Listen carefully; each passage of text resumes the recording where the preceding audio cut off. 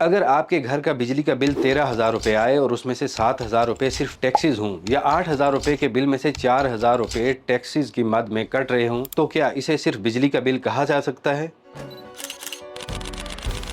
پاکستان میں اس وقت کروڑوں صارفین کا سب سے بڑا سوال یہی ہے کہ وہ بجلی کا استعمال کر رہے ہیں یا ٹیکس ادا کر رہے ہیں۔ اور اب اس پر مزید یہ کہ چیئرمین FBR راشد محمود لنگڑیال کے مطابق اگر بلوں پر ٹیکسوں کی چھوٹ کا از سر نو جائزہ لیا جائے تو ان میں مزید اضافہ بھی ہو سکتا ہے۔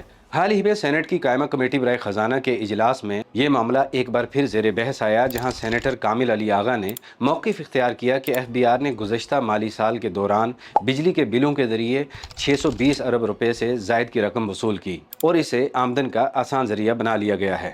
آئیے ذرا ان اعداد و شمار اور ٹیکسز کے اس نظام کو سمجھتے ہیں۔ اس وقت بجلی کے بل پر سب سے زیادہ 18% جنرل سیل ٹیکس یعنی GST لاگو ہوتا ہے۔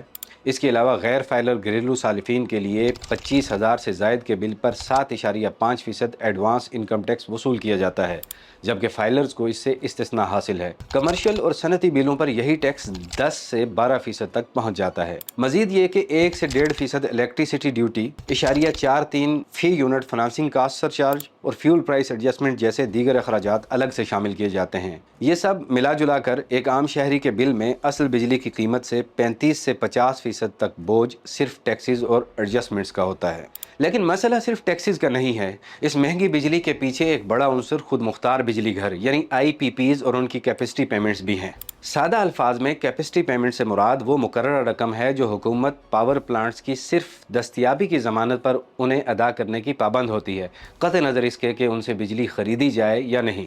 سرکاری اعداد و شمار کے مطابق مالی سال 2022 سے اپریل 2026 کے دوران بجلی کی پیداوار پر مجموعی طور پر 13,397 ارب روپے کے اخراجات آئے۔ اس میں سے بجلی کی اصل پیداواری لاگت یعنی انرجی چارجز 6,121 ارب روپے رہی، جبکہ پاور پلانٹس کی دستیابی کی مد میں دیے جانے والے کیپیسٹی چارجز کا حجم 7,275 ارب روپے رہا، یعنی اصل پیداوار کے مقابلے میں پلانٹس کے کرائے اور دستیابی کی رقم زیادہ ادا کی گئی۔ توانائی ماہرین کے مطابق ماضی میں کیے گئے ان معاہدوں کو امریکی ڈالر سے منسلک کیا گیا ہے، اور چونکہ سرکاری خزانے میں ان کی گنجائش نہیں، اس لیے نیپرا کے فارمولے کے تحت یہ تمام اخراجات براہ راست صارفین کے بلوں میں ٹرانسفر کر دیے گئے ہیں۔ دوسری جانب ٹیکس نیٹ وسیع نہ ہونے کے باعث حکومت کے لیے بجلی کے بل ٹیکس جمع کرنے کا سب سے آسان ذریعہ بن چکے ہیں۔ اگرچہ حکومت پاکستان نے حال ہی میں کچھ IPPs کے معاہدوں میں ترمیم کے اقدامات کیے ہیں تاکہ کیپیسٹی پیمنٹس کا بوجھ کم کیا جا سکے، لیکن ان کے اثرات عام صارف تک کب پہنچیں گے یہ دیکھنا باقی ہے۔ کیا بجلی کے بلوں کو یوں ہی ٹیکس وصولی کا آلہ بنایا جانا چاہیے؟ اپنی رائے نیچے کمنٹس میں ضرور دیجیے۔